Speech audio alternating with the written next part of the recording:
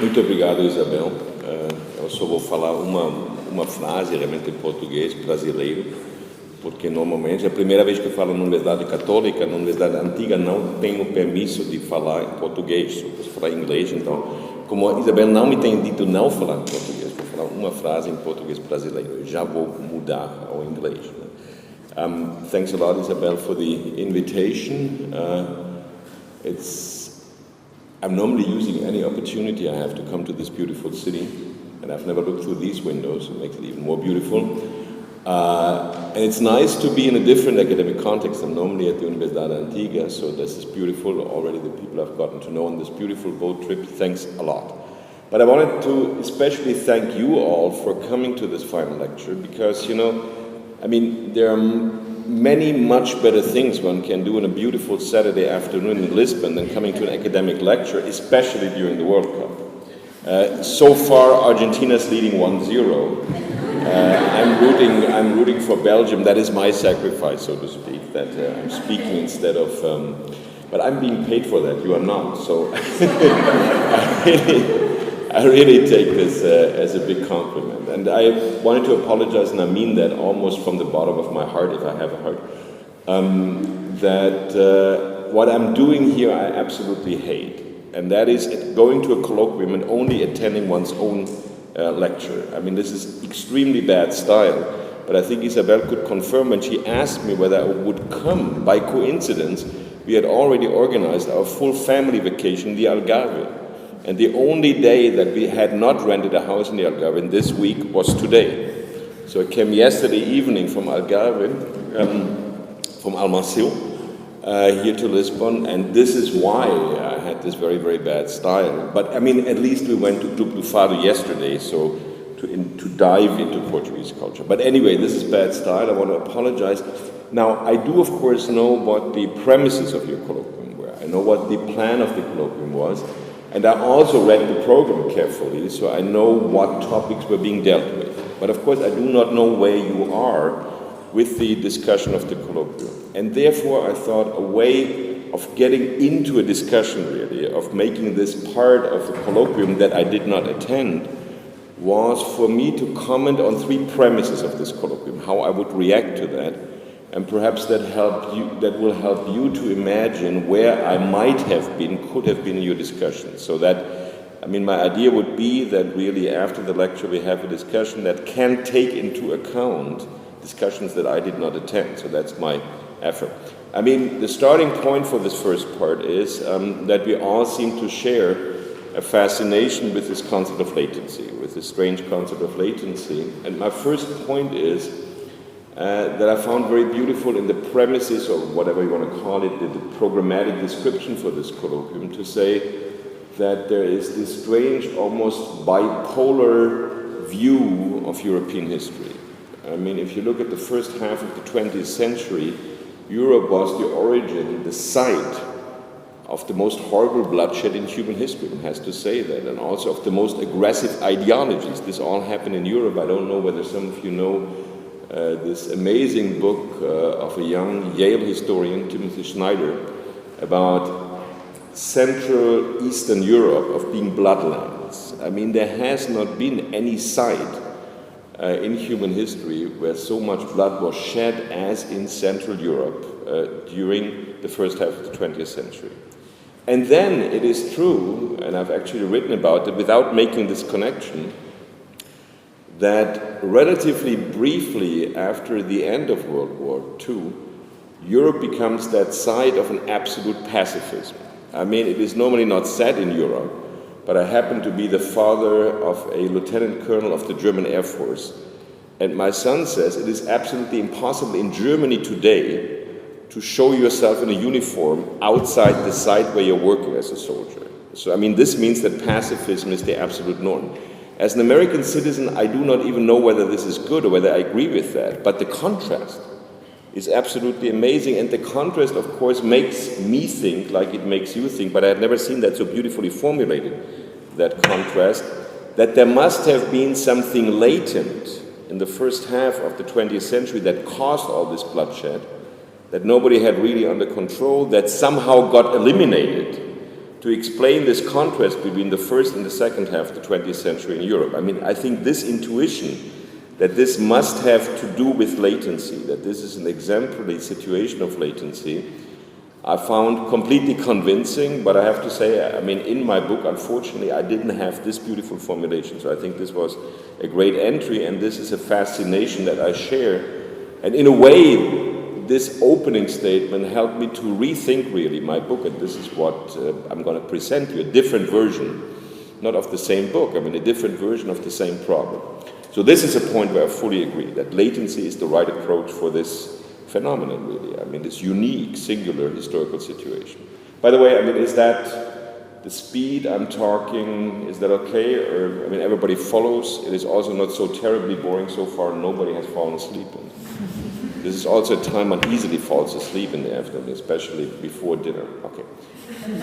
I'm fishing for compliments, of course. Okay, my second point is then that I shared the intuition of the organizers of this colloquium, and I don't know whether this was maintained during the colloquium, that the one reference that comes to mind, I mean the one intellectual authority that comes to mind, if you think latency, is Freud. Yeah? I mean, it's Freud. And I like this reference to the concept of indefinition. Indefinition being the result of a situation where some desire is repressed and you return to kind of normal-cree that is not normal-cree. So in my work on latency, I shared this instinct, but here I will take one step of difference. Because the reason why I have ultimately avoided working with Freud on latency is that it is my impression, it is not explicit in Freud, that if you talk repression in the Freudian sense, if you talk Verdrängung in the German original, you always expect that there's a promise that one day what has been repressed will become evident. Yeah? And I think what is fascinating about latency is that latency does not include that premise. Yeah, latency does not include that premise and that promise. I mean, it is well possible that things that are latent remain latent, and that you talk about a situation of latency and will never end up knowing whether that which was, what was it? You don't even know whether there was really a situation of latency. So I think, to use a word that I don't like to use, but latency is hermeneutically much, hermeneutics is the word that I don't like to use because my academic advisor, whose name I forgot, this is old age and Alzheimer, of course, nothing else, it's not German history, like to use that word so much. But anyway, hermeneutically, latency is more complex, I think, than Verdrängung, than repression. That's why I'm interested in latency. Thirdly, it was a premise of this colloquium to say that times of latency often are fruitful times for what follows, namely moments of an explosion of aesthetic productivity above all. That sounds so plausible that it just cannot be true, I think. I think that's wrong. I mean, what we can say, of course, is after times of latency, when nothing much happens, when then all of a sudden something happens, you cannot not relate that to the previous situation. And you cannot not think that there might be a condition for the emergence of this posterior situation, but there's no necessity. It may be, it may not be true. I mean, I don't know whether you have been rethinking that. I found it was an interesting provocation, and I'm not saying that I'm right with my reservation, but there I would take some distance. But this is not criticism. I didn't want to grade the colloquium. I just wanted to tell you, and I tried to imagine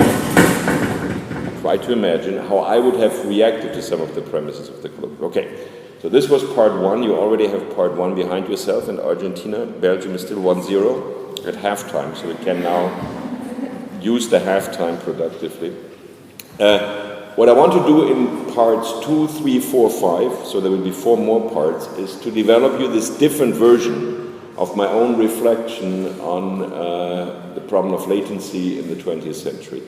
I will start by giving you my definition of latency. The book was criticized by some reviewers because that wouldn't be clear enough, and I'm also not presupposing that have all read this book. I mean, it is very nice that it was on the reading list, but I mean, reading lists are there for people to know which books they have to mention, not really which books they have to read. So I'm presupposing that some of you knew that there was a book of this title, but not everybody has read it, of course. Okay, so I give you my definition. And then secondly, I will give you my definition also of the concept of Stimmung. I mean, atmosphere, mood, climate, Klima in Portuguese. I will explain you why I keep the German word Stimmung. And I mean, I do see a very immediate linkage between latency and Stimmung. And I'm actually not the only and first thinker who does that. I mean, whether you like the name or not, but this linkage between Stimmung and latency is a topic that goes through Heidegger's work, starting one of the last chapters of Being and Time, and as we now know with the complete works coming out, he actually came back to this topic, and I will mention that at some point, in notes that he wrote in the 1970s, so very, very late in his work. So the second part is the definition of Stimmung. And then I come to my main hypothesis about 1945, and I will try to give you there a revised version of the main narrative structure of my 1945 book. So how do I see this relationship between before 1945, the bloodshed Europe, I mean the bloodland Europe, and this very pacifistic Europe after 1945. And finally, as my answer will basically be, I mean, my hypothesis, there was nothing latent before 1945. This was an impression of my generation, of the baby boomer 68 generation. I will say no. What this situation can explain is why today, in the early 21st century, we are so obsessed with the concept of latency. I mean, I'm certainly, and you seem to be interested and obsessed with the concept of latency. That we can explain starting out in 1945, and maybe we are ourselves today in a latency situation, which of course, if it is our latency situation, is very difficult for us to grasp. So my fifth and final part will be about explaining why today latency is such a big deal for us, conceptually speaking, but also to develop a hypothesis about what might be our own latency situation. Now, Isabel was already kind enough to mention some of my books, and this is not a sales promotion, just, I mean, instead of giving you reference all the time and quoting myself, and there's nothing more embarrassing than quoting oneself, especially if you recite your own text, you normally find it very, very ugly and boring, so I'm not going to do that. But basically, of course, I mean, one book of reference is this After 1945, Latency as Origin of the Present, which is going to come out at Unicamp in Brazil within a month exactly, in the Portuguese version done by Ana Soares. So this is the only translator out of Portugal who is so welcome in Brazil, all Brazilian published. So this is a very beautiful Portuguese translation. A second book that I think could be useful is this book that I have on Stimmung. So this is Mood, Atmosphere, Stimmung. That exists in the German original. There's an English version published by Stanford University. And just last week it came out in the Editora da PUC do Rio de Janeiro in a Portuguese version. So that is also available in Portuguese now. And finally, but I mean, Isabel mentioned that already, I think that book that I co-edited with Florian Klinger from the University of Chicago about latent, which has the most stupid subtitle I've ever seen. What is it? Blinde Passagiere in den Geisteswissenschaften. This was, I swear by God, invented by the publisher, and then they made the book cost 70 euros or something idiotic like that. But I hope you have it in the library, because I think it is a really, I mean, I say that I edited it, but I mean, there are a couple of very, very interesting contributions. People like Roger Chartier from Horst Bredekamp, I mean, a couple of real stars, Peter Sloterdijk. It is a very strong book that nobody really paid much attention to, because it has the stupid subtitle. Has my name as an editor, and it costs 70 euro, but I think it's a worthwhile book to read if you know German. Okay, now I'm really going to start. Definition of latency. So I want to give you 4 elements, and you will see that I'm a decimal fetishist. I always like to say I have 4 elements, I have 5 parts, and sometimes I forget one, but I like to say that. Okay, so 4 elements for definition of latency. A, what we refer to as latency are situations where, for whichever reason, we have the certainty that something, and I mean something material, substantial, and something that requires space, not just a meaning, that something material is there, but that we do not know where it is, nor do we know what it is. It is very important to say, if there's a situation of latency, you do not know the identity of that which is latent. That is oftentimes not mentioned, and I think it is much more important than not knowing where it is. Obviously, we don't know where it is, but we also don't know what it is. Which means, second, that in a normal latency case, if that which remains latent, be that a body, a piece of furniture, a book, whatever you can imagine, shows itself, we do not necessarily know that this is the thing that used to be latent. Yeah? And this is why the Dutch theorist of history, I don't know whether you know his name, I think he's terribly important, El Coruña, talks of latency situations. I mean, he uses the metaphor of the stowaway, blinda passagier, passaggero clandestino. This is what gave the stupid subtitle to the book. But it's a good metaphor to say, I mean, the embodiment, metaphorically speaking, of a latency situation is the stowaway, passaggero clandestino, because think of the Titanic movie, when Leo DiCaprio shows himself at this party, nobody thinks of him as this kind of stowaway that everybody knows is on the ship. Is that clear? This is a relatively important condition to understand. I mean, you'll probably discuss it anyway. Thirdly, where does this certainty come from that something is there, although you don't know what it is or where it is? Well, I mean, my first answer would be that can have many reasons. There are such situations where we are collectively or individually certain that something is there that we do not know and whose place we do not know. So I don't think that there's one all-over way of finding that out, one all-over symptom, but I want to say in many situations it is precisely a Stimmung. So metaphorically speaking, something is in the air. You have a feeling that gives you the certainty that something must be there. And this is, from the side of latency, the relation between Stimmung and latency. So you could say that in many cases, not always and not necessarily, a Stimmung, and I will then describe what a Stimmung is, a climate, a klima, gives you the certainty of something being there, and that it is precisely that thing which produces the Stimmung, but you cannot necessarily, you cannot find it out. You only know that something must be there. Is that clear? I mean, it is clear that it is, according to me, so unclear. You cannot completely systematize that. It's an empirical situation. Fourthly, and finally, in my definition, and I've already talked about that, I think different from the normal expectation and association that we relate to the Freudian concept of repression, of Verdrängung, it is quite typical, maybe it's the normal case for a latency situation, that which is latent never ends up showing itself, remains resistant. You can also imagine that things that remain latent transform themselves during the time of latency. So that makes this hermeneutic problem, and the problem of the identity of which is latent, all the more complicated. And just as a footnote, you could of course talk about Heidegger's entire concept of Seinsgeschichte, history of being, capital B, as a story of latency, because clearly by being, Heidegger refers to something substantial. So being is not a meaning. Being is something, a singular thing, a thing that requires space.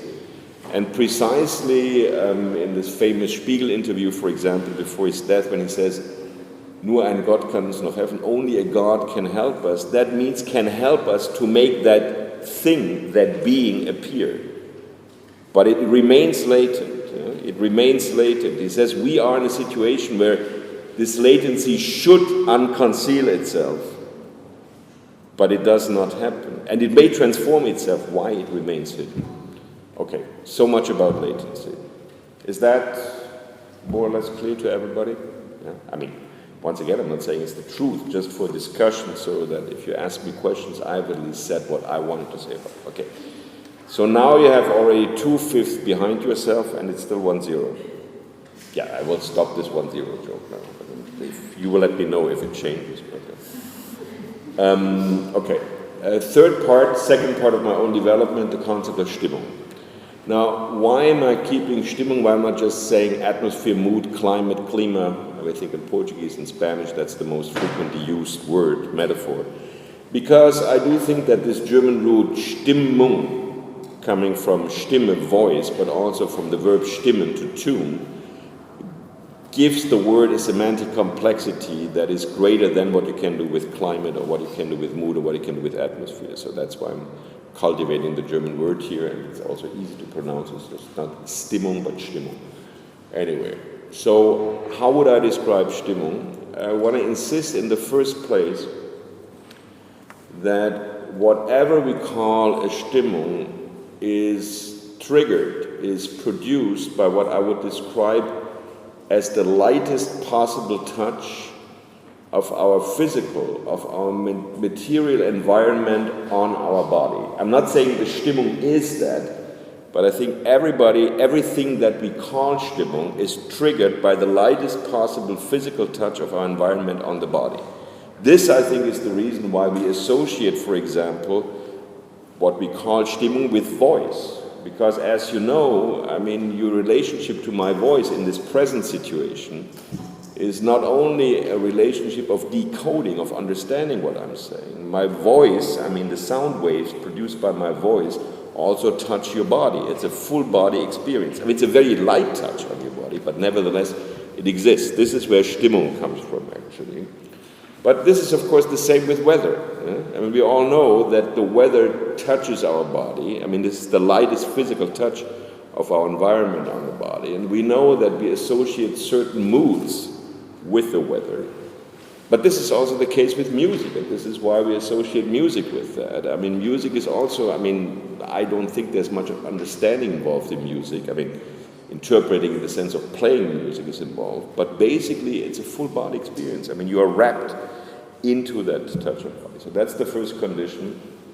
I think not everybody would agree with me, but I would claim that everything that we call klima is first triggered by the lightest physical touch of your environment on the body.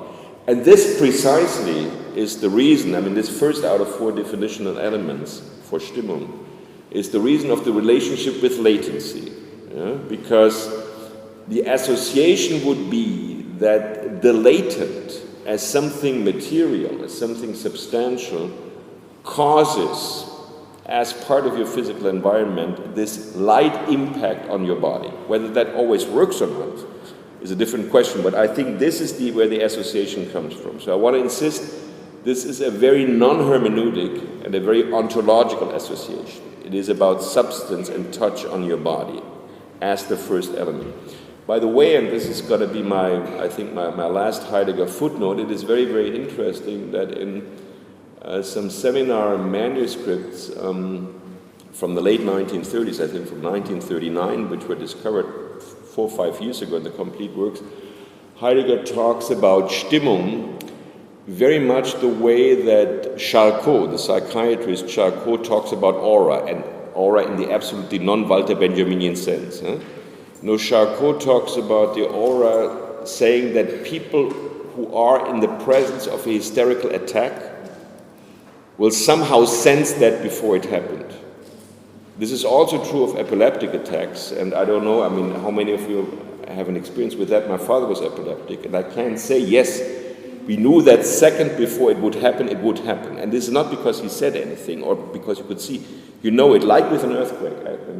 Lisbon people have mostly been in some serious earthquake, as have Californians. You know that a couple of seconds before. Yeah? So Heidegger says, and that is a very, very interesting association, that in this very sense of an aura, of an anticipation, a Stimmung is the aura of the unconcealment of being. Yeah? So before being unconceals itself, a Stimmung announces that. And that is very similar to what I'm saying about Stimmung and latency. Yeah? I mean, it was maybe worth saying that this is, I think, in volume 84 of the complete works. It has not been commented much. It is not terribly interested if you're not interested in Stimmung and latency. But I think this is a very interesting association to say it is the, I mean, he doesn't say aura, but that's my interpretation, but I think he describes it very much the way Charcot describes the aura of an attack. So what precedes the unconcealment of being would be a moment of Stimmung. Okay. Second point. We all know that such lightest physical touches on our body are individually related and oftentimes collectively related to certain psychological moods, certain psychic moods. The most beautiful description that I know of that, and I have quoted that in my book indeed, is Toni Morrison in Jazz, when she says, a mood is like being touched from inside. And the important thing, of course, the paradox. I mean, there is no being touched from inside. So she brings together this being touched and what it triggers inside. I think we will never explain how that works, but we know it by experience that a certain type of weather is related to a certain mood normally. You know, we all have our individual areas that we can describe, but I do think there are also such collective relationships. Thirdly, I mean, the association of Stimmung is not only based on voice, voiceness would be a translation of the word Stimmung, of course voiceness does not exist in the OED, but also Stimmen. And Stimmen in German means to tune an instrument. And this is interesting because actually Stimmung was quite a topic in German idealism. Kant in the Third Critique writes about Stimmung, Hegel writes about Stimmung, and so forth, all the protagonists. And the point of convergence is always to say that Stimmung is something that mediates between reason and emotion, between rationality and emotiveness. Yeah? And in a good way, it mediates between that, like when you tune an instrument. Yeah? So, es ist gestimmt. Kant says that Stimmung precisely manages to fine-tune reason and emotion. Whether that's true or not, but I think it's an interesting point. And finally, you can associate that, fourthly, with the German idiomatic expression, das stimmt. And the best translation into Portuguese would be é certo. Yeah? And I mean, there is an epiphanic element to Stimmung, and there's an epiphanic element, I think, in that sense, to latency. This is why I was starting, and I was defining latency, because we are certain that something is there. I mean, whether this is empirically correct, that's a different question, but it is not like you want to discuss that. You know this. I know there's something there. There's something in there. Something is going to happen, yeah? And like with this epileptic attack or with this earthquake, then it may not happen, but the moment that I try to describe is a moment of epiphanic certainty. And I think this is precisely the association with das stimmt, es certo. Yeah? I think the two languages that I know that where I can express that the best is actually German, das stimmt, and es certo. I feel that's stronger than es cierto in Spanish or es certain. I mean, you can say that in all Romance languages, but it has this immediate moment of strength. Okay, so if you don't like definitions, then you have the worst behind yourself, no? I'm not asking what the score is in the quarterfinal, but I come to my third part.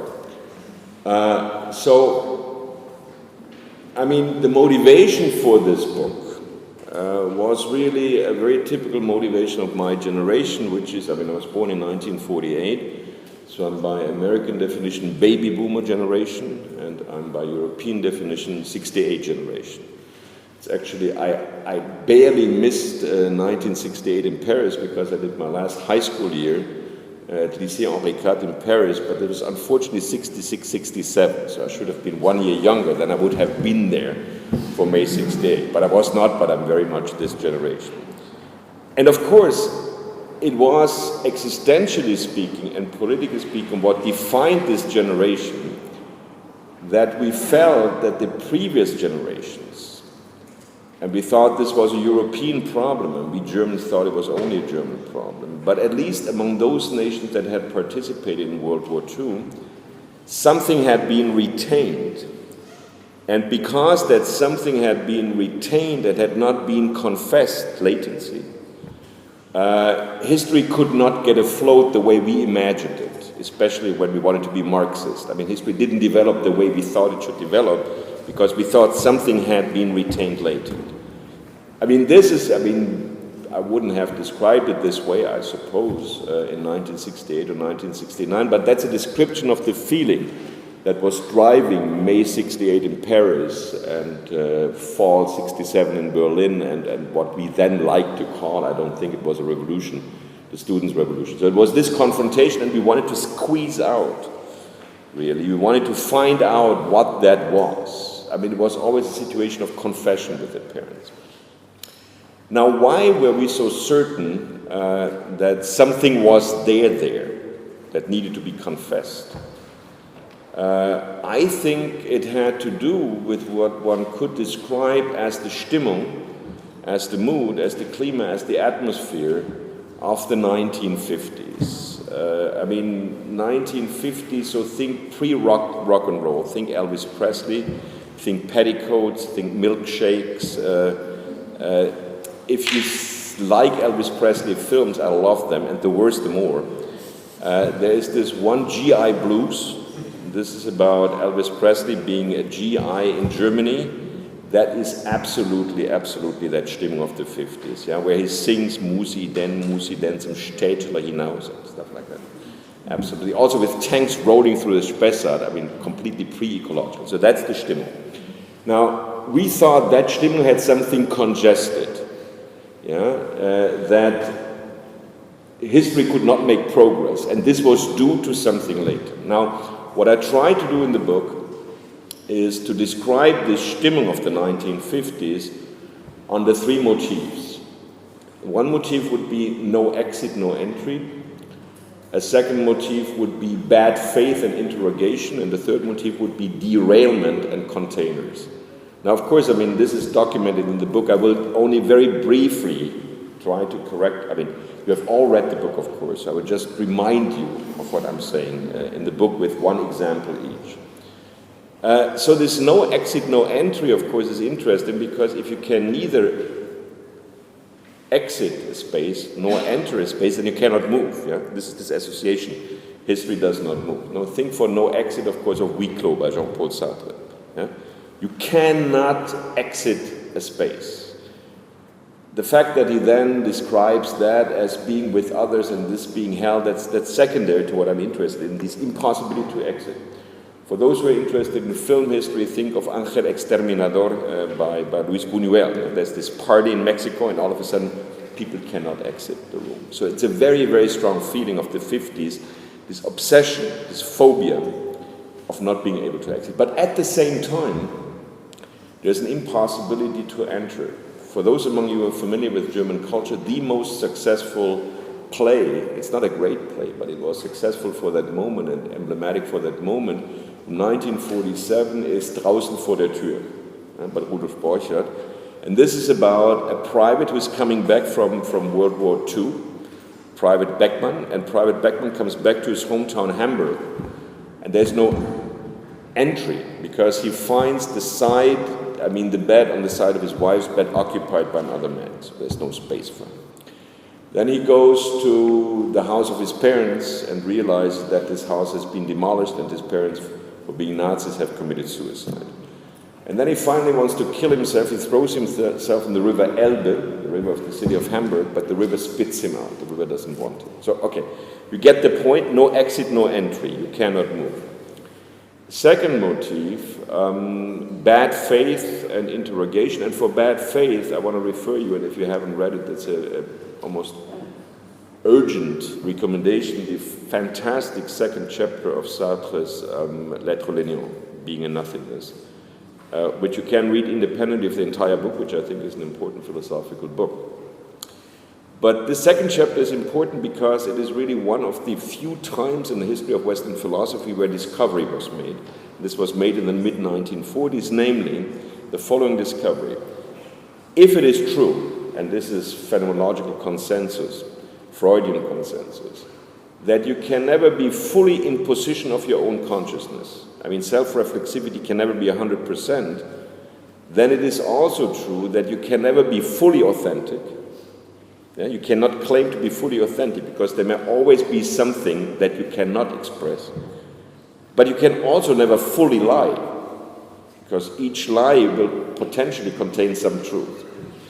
Yeah, and this discovery produces in this post-war situation, for example, in France, with the question who was collaborateur and who was not, an absolute frenzy of trying to produce evidence, and I think what reacts to that is interrogation.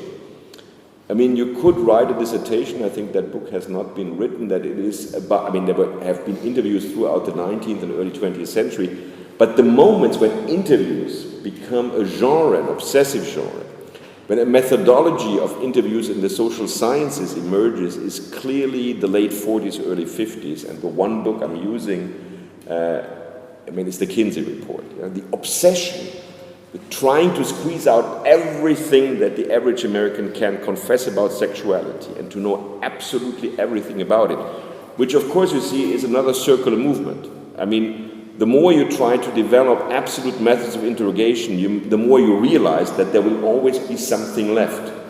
And the more you know that there will always be something left, the more you want to refine and restructure and complexify. It's interesting that in the second Kinsey report about women, the methodological introduction is 3 times longer than in the first.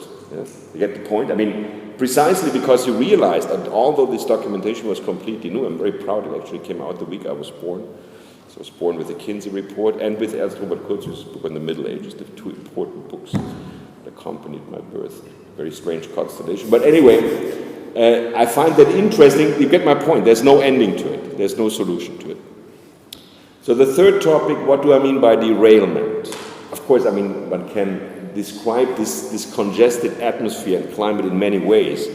This is just my way of describing it. I'm not saying this is empirically correct. What do I mean by derailment? By derailment, I mean that especially for intellectuals of the left, and it was difficult to imagine in the 1950s to be an intellectual not of the left, there was a certain promise of where history should go after the defeat of the Axis powers. I mean, it should go in a certain Marxist way.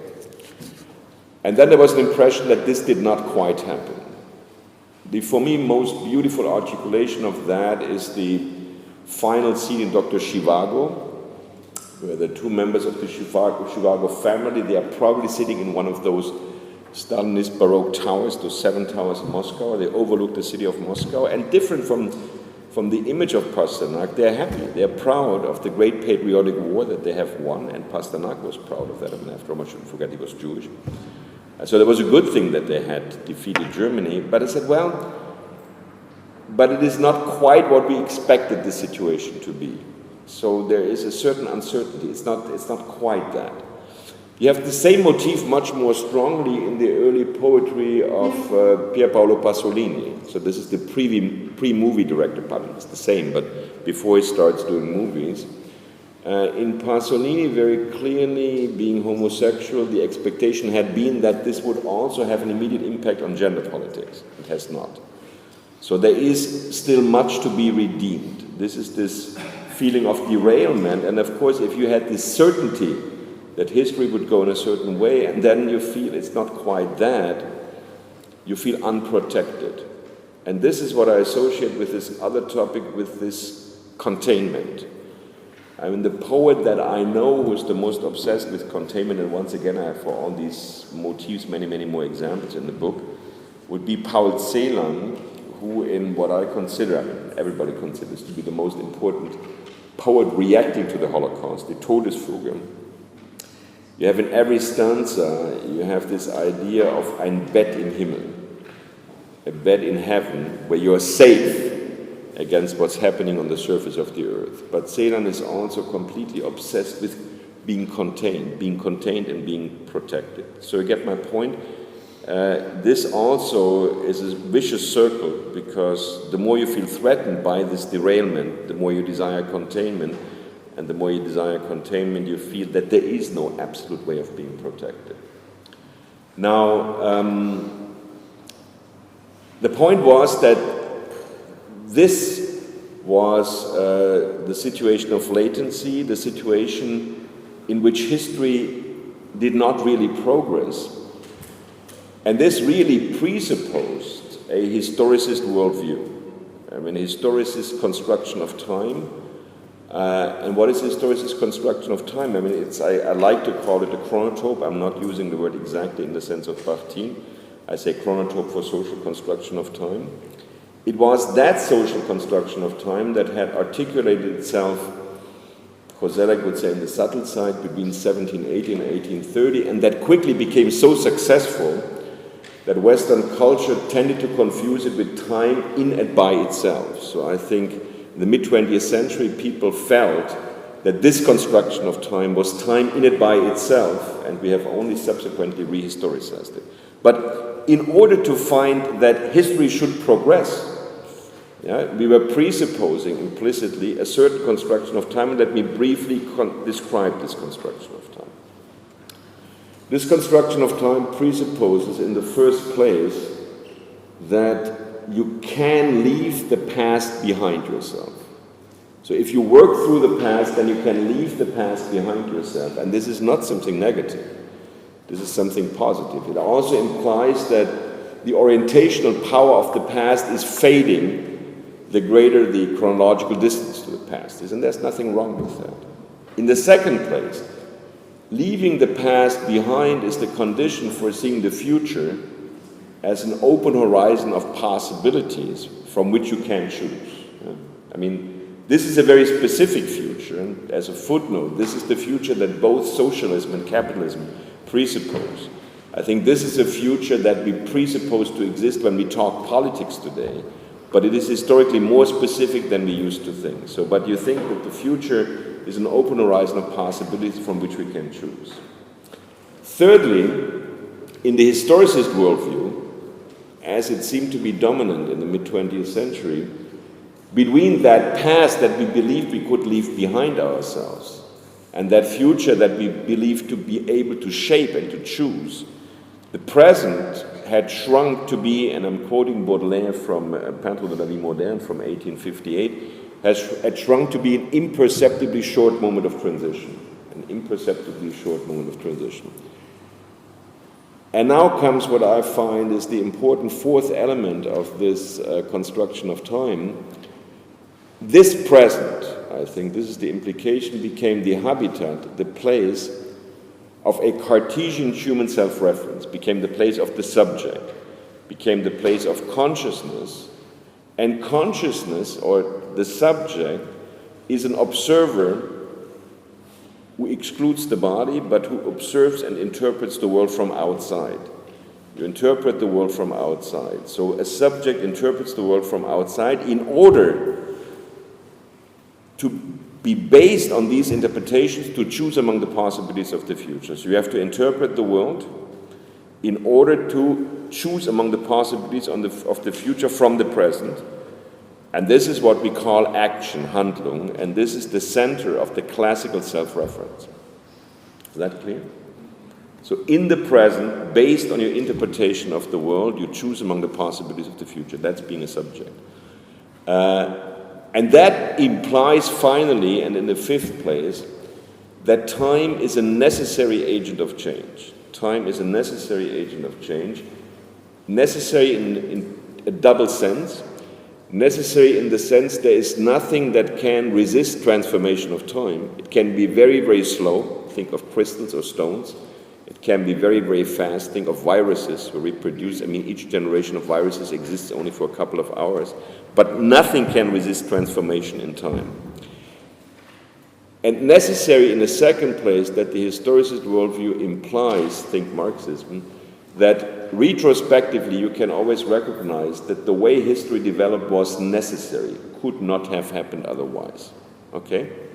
So this was my generation, so to speak. I mean, in 68 following, thinking that we could not really move on in history, we didn't make progress, because due to a latency, we could not leave the past behind. Yeah? And this was this latency situation. Now, the thesis of my book is, however, I mean, for me, but this is too autobiographical, it's not interesting, it's a kind of post-9/11 situation, that what had really happened was not a situation of latency. See, what was a discovery in the book for me was to see that cultures that had not participated in World War II, my test cases are actually not Portuguese culture, but Spanish culture and Brazilian culture, above all Brazilian cultures. The book has a lot about Brazilian culture. You had the same latency situation. Now, Brazil had officially participated in World War II, but not really. There were never any bomb threats or something like that in Brazil. There was Getúlio Vargas, but Getúlio Vargas was clearly not Adolf Hitler. It was something weird, but whatever. Next time I come to Lisbon, I talk about Getúlio Vargas, which is a certain obsession of mine. Anyway, not to rehabilitate him, because interesting character. Anyway, so this latency situation, what we thought latency situation, did not only apply for the countries that had participated in World War II. My hypothesis in the book is that what my generation for a lifetime thought to be a latency situation, in the end was not a latency situation, but the onset of a different chronotope, of a different construction of time, which dominates our everyday today, and which we confused with the latency situation. Is that clear? So my point referring to my own generation is it is a tragico-comical generation, a generation that has had this pathos-laden fight to squeeze out a latency, to bring out a latency, when there was nothing latent. Yeah? And so my hypothesis would be, how would I describe this other chronotope? And I'm now describing a chronotope which I believe globally dominates our everyday, and how it relates to the other chronotope I will describe in a moment. But of course, when I was describing the historicist chronotope, most of you said, that's time. No, I mean, my point is, in the first place, that is an institutionalized conception of time that was so successful that we confused it with time in it by itself. I would say today, the only social places where we think about time like that are history departments, or the humanities, and politics. Because politics, of course, cannot exist without that conception of time, if the future is not an open horizon of possibility. But I pretend that the construction of time that I'm going to describe you now is the one with which we wake up in our everyday, and with which we go to bed, and which we imply in our everyday actions when we are not sitting in a summer school organized by Stanford University or by Universidade Católica de Lisboa, etc., etc. I think for us, in our everyday today, and that started, I think, in the mid-20th century, the future is not an open horizon of possibilities, but the future is a space occupied by threats that come towards us. If we behave well ecologically, we may slow them down, but they will arrive. Think global warming, think the exhaustions of natural resources, think the demographic development. That may all slow down, but ultimately there will be no solutions. Whether that is true or not, I'm not in position to judge. Yes, I believe it is, but that's not important. But I think this is how we experience the future. Secondly, I do not believe that we are in a situation in the everyday where we leave the past behind ourselves. Rather, I think that in our everyday, largely but not exclusively due to electronic media, we are completely inundated by pastness. I mean, there's just no day left today that's not a memorial day. Everything is a memorial day. So yesterday was not only the quarterfinal of the Soccer World Cup, but also the 60th anniversary of what? Of the miracle of Bern, Germany beating Hungary 3-2 in the Soccer World Cup 1954, and it is 4th of July, and so forth, and so forth. And it was Anna Tannen's birthday. I mean, 100 things, everything becomes memorial quality. So we have too much past. We have too much past. We are inundated by pastness. That's what I'm saying. And let's face it, I'm living in Silicon Valley. I know next to nothing about electronics, but there's a very serious discussion whether any email you ever write and that cast into silicon can ever be completely erased. I mean, I'm not saying it cannot, but there's serious doubt that this will all be stored. I mean, I'm not terribly NSA obsessed, but I mean, it will remain there. I mean, it will remain there as a legacy that we didn't even want to produce. Yeah.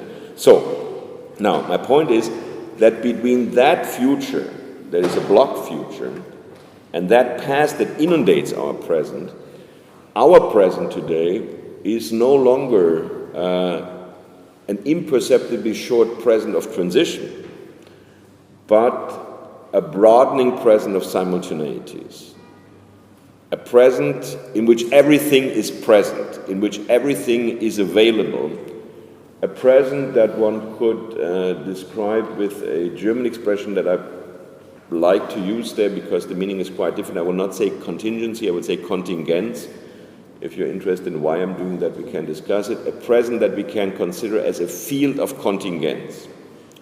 Now, contingence means that in every moment you have multiple opportunities, and in every moment for the things you choose to thematize upon, you have multiple interpretations between, and this is why it is a field, on the one side, what is impossible, so that is not a choice, and on the other side, what is necessary. So there are margins of what is necessary and what is impossible, but between that, the world presents itself as a field of contingency, and I think our world presents itself as a field of contingency. Fourthly, if I have said that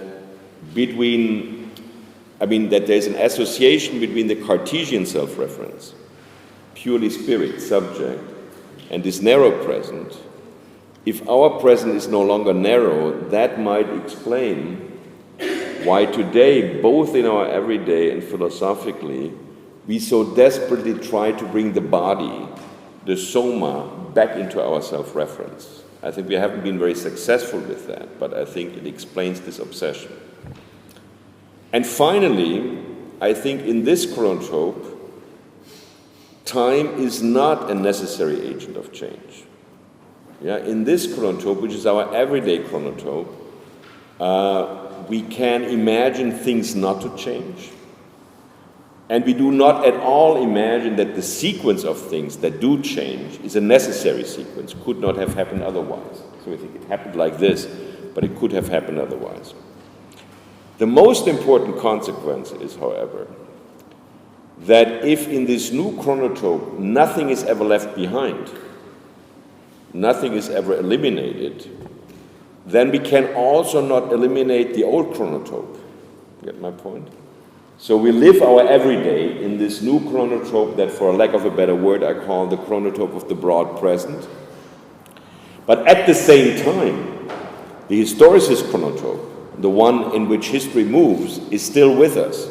Yeah, I mean, every election propaganda reproduces that, every seminar reproduces that, and there is no good way to eliminate it. I have no argument against that. I'm not arguing we have to forget it. I mean, our situation is a situation where we live in both chronotropes. Now, this is what really started in the mid-20th century. This is what really started in the mid-20th century.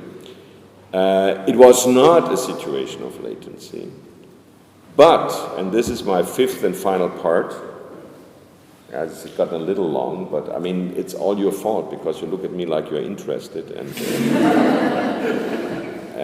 as you look at me as if you were interested, I felt encouraged to make it longer. Okay, let's say it's going to take me another 7 to 9 minutes. I don't know, but not longer than 10. Okay, so in the final part, I want to say why this doubles. You get my point. I mean, the main thesis is that we are living simultaneously in two chronotropes. And that's not a big problem in our everyday. I mean, we all handle that somehow. But I will say that explains our obsession with latency. That's my first thesis. And the second and concluding thesis, and that's both the fifth part, is that under these conditions, we have our own situation of latency, practical situation of latency, not conceptual relation to latency, which is very different from what we imagined the mid-20th century to be like. Yeah, is that clear? Now, starting with why are we so conceptually fascinated by latency? See, I mean, latency, of course, is a paradoxical situation. When you say something is latent, you say it's there and it's not there at the same time. That's it's a simple paradox, but it's a paradoxical situation. Now, how can one explain that? I think one can explain that due to the co-presence, the simultaneity of the two very different self-references in one chronotope and the other chronotope. So the historicist chronotope, we have the self-reference as a subject, not embodied observer of the world. So if you're not embodied observer of the world, if you are, for example, a psychoanalyst who happens to have a body, but it's interesting, the body is invisible for a patient, and the body doesn't really matter, then of course, although you cannot see what is latent, you claim that it is there. So from a historicist point of view, the latent thing is there, because you interpret it to be there. I can find out what it really is. Whereas from the self-reference of the broad present, where you are body again, you're not only body, you're mind and body. What is not palpably there, what is not tangibly there, is not there. I mean, you could develop that argument into a whole short book, but the point I want to make is, I think that this co-presence of the historicist production of the historicist conception of temporality and the broad present conception of temporality explains our fascination with latency. So it is a fascination that has to do with what started, according to my hypothesis, in the mid-20th century. But it is not really that we had a latency situation or an overwhelming latency situation in the mid-20th century. Is that clear? And if it's not clear, you ask me in 5 minutes. Now, finally, what do I believe is our real latency situation? And that I have no reference in any book. That's what came to my mind in the Algarve. And I was wasting an entire day of the Algarve vacation to think about it. No, it's not wasting a day. It was quite interesting. But this is where I put those notes together that I forgot to look into. But anyway, now, yes, I can give lectures by free, but I think if I don't write it up, something is going to punish me, something evil is going to happen. And so this is why I always come with notes, but then I forget them.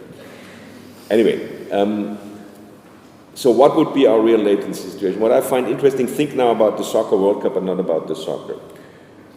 You have all read in Portugal, probably more than in most other countries of the world, about these protest actions that started in Brazil last year. And if you know Brazil, then you know that the international media coverage is completely wrong. Say, oh, Brazil is in a very bad situation. No, Brazil, within its history, and despite certain economic problems and whatever, is in a fabulous situation. I mean, one cannot forget, I'm not a great fan of the Partido do Trabalho, but one cannot forget that between Lula and Dilma, the Lula and Dilma governments, they have put 35 million people from below the poverty line. I mean, this is quite unbelievable. Yeah? And what were these protests in Brazil all about? I mean, they were about bus fares. I mean, and given the economic situation in Brazil, you know, whether a bus ride from, I don't know, Praia do Flamengo to Botafogo costs 35 centavos more or less, that does not make a real difference. I mean, I found that interesting. Or think of the Arabic Spring, for example. I mean, clearly there was an energy for protest. But it went into many directions. Yeah? I mean, in the West, you would always think, oh, it will go in a pro-Western direction, and if you're a socialist, you think it will.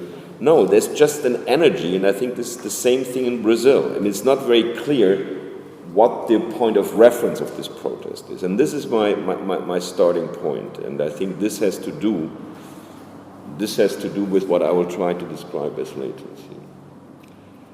Because I think in our everyday, in this broad present, what used to be a field of contingency, a field of contingents, is today universal contingents. And I'm using universal as a metaphor, like this is our universe. I mean, things used to be contingent between which was necessary and which was impossible. But today we have a tendency to consider the impossible as possible. You all know that there are discussions going on, serious medical, biological discussions of making human life potentially eternal. Whether that's possible, I don't know, but we have such discussions. And on the other side, there's nothing left that we consider to be necessary. It cannot be otherwise. There's an alternative for everything. So I think we are in an everyday situation that is in an existential sense very dramatic. I mean, everything has become contingent, which in a way is more than we can bear. It makes us nervous. Secondly, I think that in this broad present situation, time has lost its directionality. Time goes nowhere. Yeah?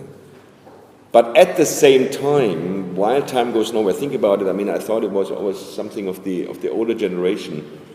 And I'm presupposing that 9/11 is not only an incisive date for the US. So think whether you can periodize the time since 9/11. That is meanwhile 13 years, but I think it's very, very difficult. It's kind of a broad amorphous present. It's a broad amorphous present. It goes nowhere.